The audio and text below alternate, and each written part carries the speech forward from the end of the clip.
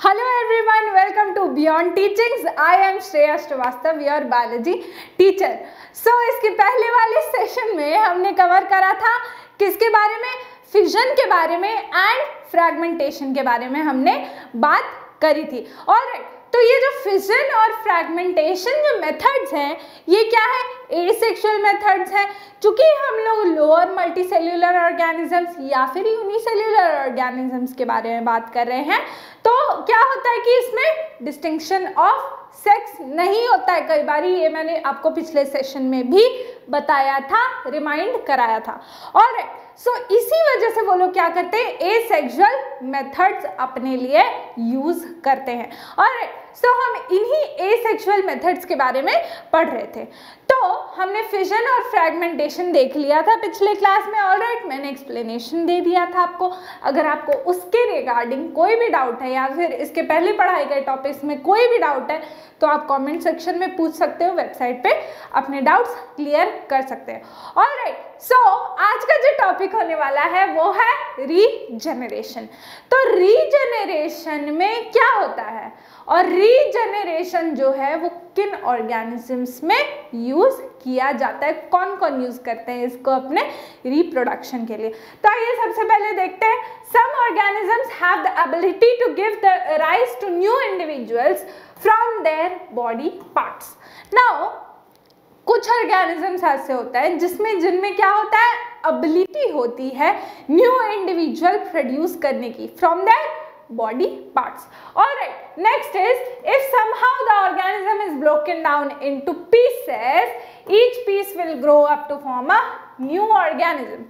Now, अगर हम किस organism के बारे में बात कर रहे हैं, यानी कि फॉर एग्जाम्पल ले लेते हैं कोई भी एक ऑर्गेनिज्म, मान लेते हैं कि वो ऑर्गेनिज्म अपने हैंड से, मान लेते हैं कि उतना डिफरेंशिएटेड नहीं है वो ऑर्गेनिज्म, बट फॉर एग्जाम्पल मैं फॉर सपोज बोल रही हूँ, वो अपने हैंड से पूरा बॉडी जनरेट कर सकता है या फिर किसी भी बॉडी पार्ट से वो अपनी पूरी बॉडी जनरेट कर सकता है। फॉर एग्जाम्पल टेक ह्यूमंस, अगर कभी ऐसा हो जाए कि कोई ह्यूमन अपने हाथ से, सिर्फ एक हाथ से पूरी बॉडी जनरेट कर सके, सिर्फ एक टांग से पूरी बॉडी जनरेट कर ले, किसी भी बॉडी के पार्ट से पूरी बॉडी जनरेट हो जाए तो कैसा होगा, बहुत ही अच्छा होगा। तब तो किसी का भी टांग टूटेगा तो बस जनरेट कर लेना है। ऑलराइट, पर ऐसा होता नहीं है। साइंटिस्ट रिसर्च में लगे हुए हैं कि ऑर्गन्स कैसे डेवलप किए जाते हैं स्टेम सेल्स को यूज करके, पर ऐसा पॉसिबल हो नहीं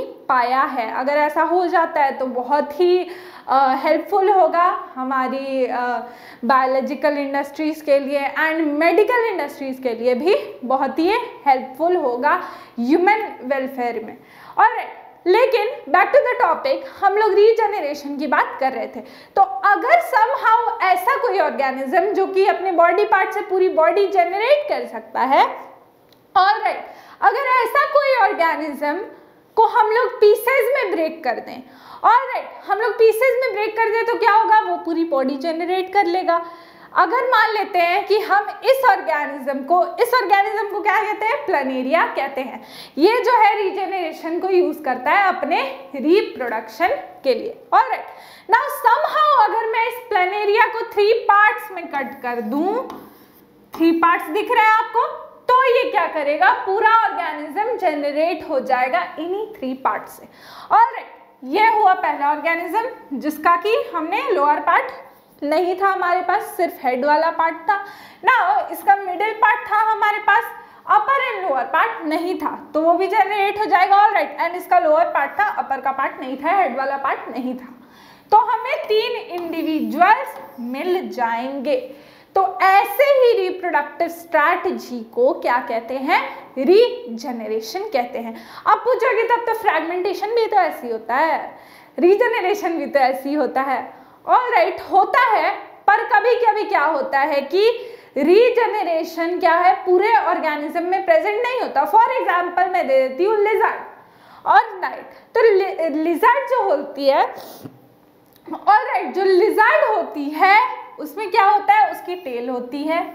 अब ये टेल अगर मान लीजिए कट जाए, कहीं से आपने देखा होगा कभी कभी ऐसे रहती है tell.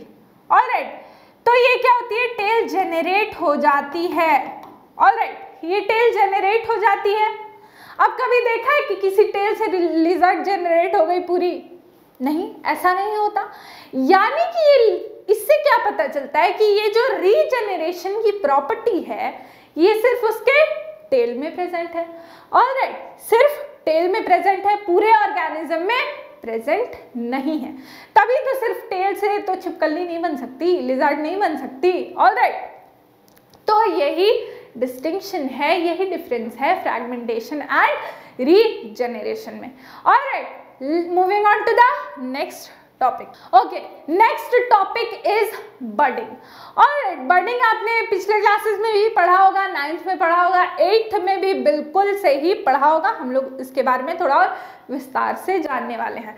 So, Hydra uses regenerative cells for budding. A bud develops as an outgrowth due to cell division at a specific site. This bud grows and remains attached to the parent body until and unless it is fully developed. Now, ये जो budding का process है, ये मैंने example दिया है 8th standard का, जब मैंने सेशन लिया था उसमें भी हाइड्रा का एग्जाम्पल, क्योंकि ये बहुत ही बेसिक एग्जाम्पल है। ऐसे ये बडिंग किस में होती है? ईस्ट में भी हो सकती है। ऑलराइट, सो आज भी हाइड्रा का एग्जाम्पल लेकर के हम लोग चलते हैं। तो हाइड्रा में क्या होता है कि जब हाइड्रा फुली मैच्योर हो जाता है तो एक बड जैसी आउट ग्रोथ जो है इस तरीके की वो डेवलप हो जाती है हाइड्रा की बॉडी पे, कहीं पे भी। ऑलराइट, और ये बड क्यों डेवलप होता है? क्योंकि एक स्पेसिफिक साइट पे जो है सेल ग्रोथ, सेल डिविजन जो है वो एक स्पेसिफिक साइट पे ज्यादा होने लगता है, तो आउट ग्रोथ बन जाएगी। ऑलराइट, अगर मैं बोलूं ये एक ऑर्गेनिज्म है, ऑलराइट, ये एक ऑर्गेनिज्म है, अगर इस स्पॉट पे सेल ग्रोथ ज्यादा होने लगे तो यहाँ एक आउट ग्रोथ नहीं बन जाएगी? बिल्कुल बन जाएगी, बड जैसी। Alright, so this develops as an out growth. Bud क्या होता है? आउट ग्रोथ होता है due to cell division at a specific spot. Cell division क्या होता है? एक स्पेसिफिक स्पॉट पे होता है, जिसकी वजह से ये आउटग्रोथ बन जाती है। नाउ इस आउटग्रोथ का होता क्या है? इस आउटग्रोथ का होता क्या है कि ये जो आउटग्रोथ है ये देन डेवलप करने लगती है इंडिविजुअल ऑर्गेनिज्म की तरह। ऑलराइट, लेकिन ये पेरेंट बॉडी से अटैच्ड है, ये डेवलप कर रही है, बढ़ रही है, ग्रो करने लगती है। अब जब इसका ग्रोथ पूरा हो जाता है तो क्या होता है? जब तक ये मैच्योर नहीं होती है, यानी कि पेरेंट बॉडी के जितनी ग्रोथ नहीं हो जाती है इसकी, तब तक ये पेरेंट बॉडी से अटैच्ड रहती है। ऑलराइट, अटैच्ड है यहाँ पे। एंड जैसे ही इसकी ग्रोथ पूरी हो जाती है तो ये बड क्या होता है? डिटैच हो जाता है एंड इंडिविजुअल ऑर्गेनिज्म बन जाता है। सिंपल सा कॉन्सेप्ट है बडिंग का। तो ऑलराइट, नाउ हमें आज की क्लास में क्या पता चला बडिंग के बारे में? बडिंग, ये बड कैसे डेवलप होता है? Cell division at a specific spot की वजह से ये बड जो है वो डेवलप हो जाता है हाइड्रा के ऊपर। एंड ये जो सेल डिवीजन का ये वाला जो मेथड है, बडिंग का जो मेथड है, ये ईस्ट भी यूज करते हैं, बाकी भी बहुत सारे ऑर्गेनिजम्स हैं जो इसे यूज करते हैं। नाउ नेक्स्ट क्लास में हम लोग कुछ और मेथड्स देखने वाले हैं एसेक्सुअल रिप्रोडक्शन के, एंड देखने वाले हैं कि कौन कौन से ऑर्गेनिजम्स इन्हें यूज करते हैं। ऑलराइट, उसके बाद जो सेशन होने वाला है उसमें हम लोग सेक्सुअल रिप्रोडक्शन के बारे में पढ़ने वाले हैं, the most important part of the chapter. All right, so keep watching. Bye bye.